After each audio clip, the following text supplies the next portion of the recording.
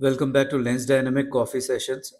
Been a while, but does not mean that I've been having any less coffee. In fact, I was probably having more. So this is like a rain kind of perspective around like a season of fruits and stepping out, watching the clouds, and having coffee, of course. So I've been enjoying the coffees of Naivo, uh, and I really find it good because it works for me because they get the grind size right, uh, and they ship it from Bangalore, so I get it in a couple of days, and obviously the range that I've talked about. So the ones earlier that we had done was Mondul Estate from Tanzania and the Pikia Parable, which underlined like mango and citrus notes. Uh, Further, I got few more Nivos. So I wanted like a daily driver, like a first half of the day coffee, which I took uh, this one. So chose an Arabica from Dunduga Estate, washed. Uh, this is black pepper malt tobacco, and this is quite nice, uh, quite a decent coffee. uh, Good. It has like you can enjoy it both as black and also as a milk coffee, but I've been having more as a milk coffee. I uh, got this one, which is very colorful packet. This one is called Sweet Illusions BEWILD Coffee. Now this one says Champakali, Jasmine, Red Mace, and Cherry. But essentially, I was interested in this Jasmine thing. So there are some roasters that are doing Mogra Jasmine coffees, and I don't have much knowledge on it, but I guess it's like a thing where you co-ferment with the flower or a fruit, and then it appears very perfumey. So I'm yet to try. I would like to try it later on, like from Grey Soul. But as of now, I picked this one. Interestingly, it's a Robusta. I'm a little skeptic about Robustas. I'm yet to, it's like one of those coffees I'm yet to crack the flavor. So I've been having it on and off. Also tried it with milk. But what I'll do is today is I'll just brew this. And then there is a complete flower forward coffee. This is Roselle blend. So this is pronounced flavor of rose. I'll attach some clips in which I've tried having it, and it's really nice if you try it with some rose petals also.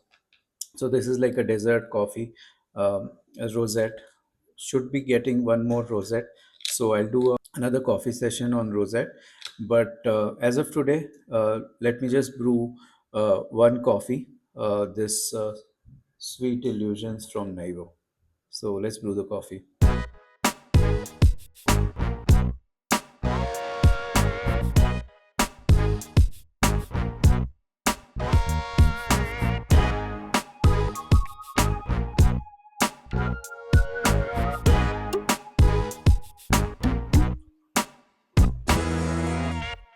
Now, an interesting thing I noticed, I have brewed this before as well. The bloom is crazy in this.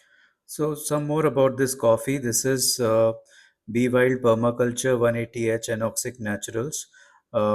They say that this is where Robusta decides to break the rules. This is from Poomale Estate. Be Wild Coffee is the brand, and they have a long term permaculture farming. Uh, Delicate florals and lasting sweetness. Yeah, so they talk about like jasmine, red mace spice in a robusta, which is quite a win, I think, in terms of the roasting. Um, Cup opens with aromas of champakali sweet. They call a like a champakali is like a sweet. It's like a weird thing to name it. Uh, like in a coffee flavor notes, but I'll give the picture of it. But it's talking about a jasmine forward palette, like then going into nutmeg spice, soft cherry finish. So talking about the post harvest process, which I was more interested in. So Poomale Estate landscape design for longevity, permaculture, highly fungal dominant soil for perennial crops like coffee. So like nutrient cycling, biodiversity, and a lot of complex terms, but essentially I think it's a microclimate and it's permaculture. So fresh cherries from each block are sealed and oxygen free. So anoxic is without the presence of oxygen. So yeah, so oxygen free cylinders, so essentially like a vacuum. native yeast and beneficial bacteria led fermentation, and around 180 hours. So that's crazy. 180 hours would be probably, it's around 7 days, or how much Narayan Murthy works in a week. Uh, Temperature and pH are continuously monitored, and pressure is stopped the moment desired flavor is achieved. So it's quite a controlled kind of processing, and dried slowly on raised beds. So yeah, it's from Coorg, BEWILD coffee, Permaculture, and Old Paradenia is the variety. And I forgot that I was brewing my coffee. So there you go with your professional home baristas. I know I get a lot of love in some of my videos. I choose like not to reply to them because I don't claim to be um any great like barista. There is like millions more of them, but I do enjoy having my coffee, and I don't make too many statements around it that I have a very nuanced or advanced taste. But yeah, just share my love with you at a low budget.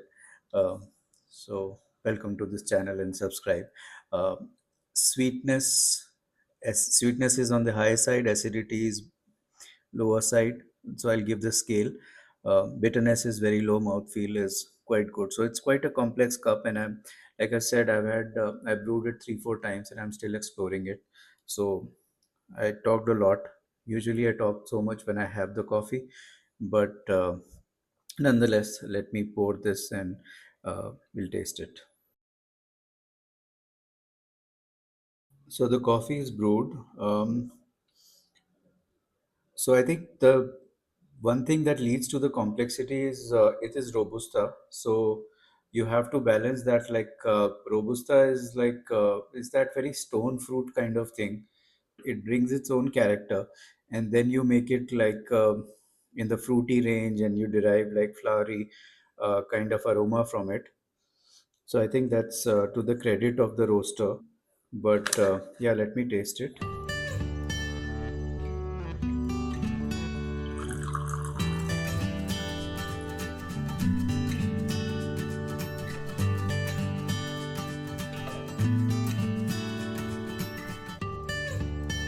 So very nice color, like golden brown.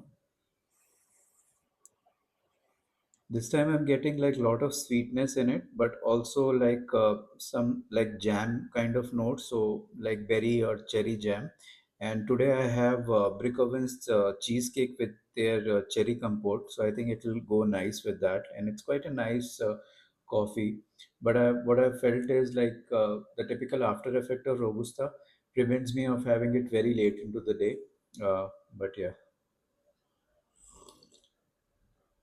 Very complex sip, but the pronounced note is very jam, cherry, uh, and uh, the sweetness is quite good in this. Today, I think probably it generally to be brewed a little thin. So, like with my usual Sipology pour over setup, I tend to make coffee strong. Like I tend to keep the ratio like towards the stronger side. But depending on how the flavor is tasting in the coffee, how the cups are coming, I go like stronger or lighter. With this one, I have gone lighter over the days, and it's a very nice flavor because it's very balanced with the mouthfeel with the body, but then also sweetness towards the end, and also the sourness. So like I'm getting everything in this. I would compare it with the Arabica of Amiculavi, like the plum one. Um, I think it was Echoes of Amiculavi, which has plum jam. It's quite commendable. So this is Sweet Illusions by Naivo. Naivo again, they keep getting some crazy stuff also. So I'll try to get hold of that if it's available. But as of now, it's goodbye from Sweet Illusions Naivo. Enjoy your coffee.